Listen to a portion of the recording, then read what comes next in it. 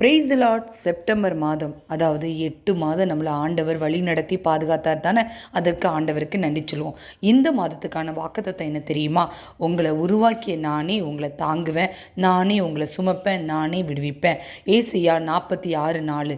ஆண்டவர் உங்களை நிச்சயமாகவே விடுவிப்பார். உங்களுடைய சூழ்நிலையை பார்த்து மிரண்டு போய் இருக்கீங்களா? இந்த சூழ்நிலையிலிருந்து என்னை யார் விடுவிக்க முடியும்? நானே தானே போய் சிக்கிக்கிட்டேன். ஆண்டவர்கிட்ட எந்த ஒரு ஆலோசனையும் நான் கேட்கவே இல்லை. நானே போனேன், நானே அந்த காரியத்தை செய்தேன், அதனால் அதில் வரக்கூடிய எல்லா விளைவுகளையும் நான் தானே தாங்கி ஆகணும் என்று சொல்லி உங்கள் மனதுக்குள்ளே புலம்பிக்கிட்டு இருக்கீங்களா? கவலையை விடுங்க, மனசை அமைதிப்படுத்துங்க. அப்பா பாதத்துக்கு ஓடி போங்க. அப்பா, நான் தவறு செஞ்சுட்டேன், நான் ஊதாரி மகனை போல என் இஷ்டப்படி நான் நடந்து கொண்டேன் என்று சொல்லுங்க. ஊதாரி மகன்னா அவன் பணத்தை தொலைச்சிட்டான், அதுதான் மட்டும்தான் ஊதாரித்தனமா? ஆண்டவர் உங்களுக்காக வச்சிருக்கக்கூடிய திட்டங்களை மீறதும் ஒரு வகையான ஊதாரித்தனம் தானே.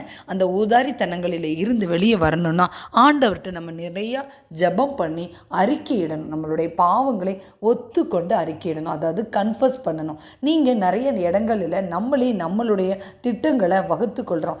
ஏன் இதை நம்ம பண்ணுறோம் அப்படின்னா, சுயமாக நம்ம எடுக்கக்கூடிய முடிவுகள், என்னுடைய உடல் சார்ந்த முடிவுகள், அதாவது என்னுடைய சுய பலத்தால் நான் சாதித்து விடுவேன் அப்படின்ட்டு நம்மளுடைய எண்ணங்கள் தான் இதற்கு பெரிய காரணம்.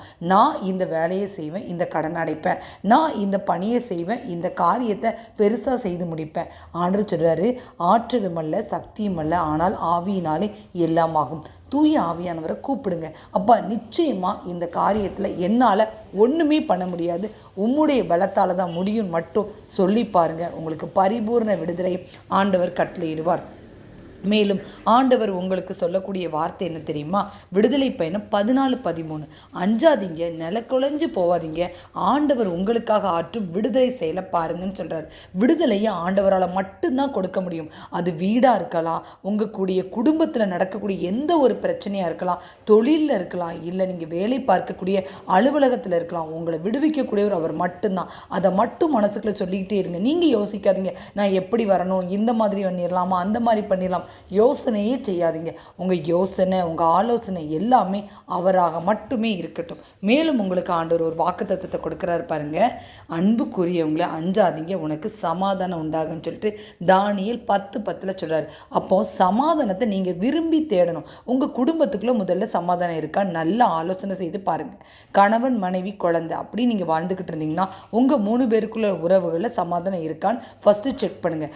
இல்லை உங்கள் அம்மா அப்பா, உன் மனைவி அம்மா அப்பா அவர்களோடு கூட நல்ல ஒரு சமாதானமான நிலை உறவு இருக்கான்னு அதை செக் பண்ணுங்க. அது மட்டும் அல்லாமல் அதை தாண்டியான உறவு நிலைகளில் ஒரு மிக நீடித்த சமாதானம் உங்களுக்கு காணப்படுதான்னு பாருங்க. எங்கெல்லாம் வெஞ்சன்ஸ் இருக்கோ, எங்கெல்லாம் பகை உணர்வு இருக்கோ, அங்கே ஆண்டவரால் அவருடைய அருட்கரத்தினால ஆசீர்வாதத்தை கொண்டு வரவே முடியாது. ஆண்டவர் எப்பொழுதுமே நன்மையை மாத்திரம் அனுமதிக்கக்கூடிய தேவன். அவரால் அதை உங்களுக்கு கொண்டு வந்து கையில் தர முடியலைன்னா அங்கே பகை இருக்குன்னு தான் அர்த்தம். அந்த பகையை ஒழிச்சு ஆண்டவரோடு கூட இடைப்படுங்க. மேலும் ஆண்டவர் ஒரு அருமையான வாக்குத்தத்தத்தின் மூலமாக நம்ம கூட பேசுகிறாரு. நீங்கள் எந்த அளவியால் அளக்கிறீங்களோ அதே அளவியால் உங்களுக்கு அளக்கப்படும் சொல்லிட்டு லூக்காஸ் 6:38. நீங்கள் எந்த அளவையாலனா, நீங்கள் மற்றவங்களுக்கு கொடுக்கக்கூடிய எந்த ஒரு பொருளாக இருக்கணும் அப்படிங்கிறது அவசியம் இல்லை. ஆண்டவருக்கு கொடுக்கக்கூடிய நேரமாக கூட இருக்கலாம்ல.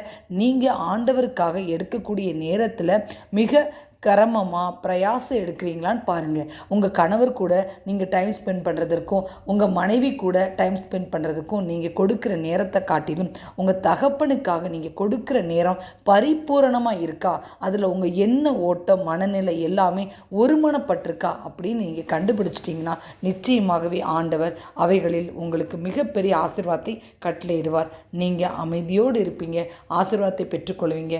இந்த மாதத்து வாக்குத்தத்தத்தின்படியாக ஆண்டவர் உங்களை தாங்கின அவரே உங்களை சுமந்து உங்களுக்கு விடுதலை கொடுப்பார். மிகப்பெரிய ஆசீர்வாதத்தை பெற்றுக்கொள்வீங்க. God bless you.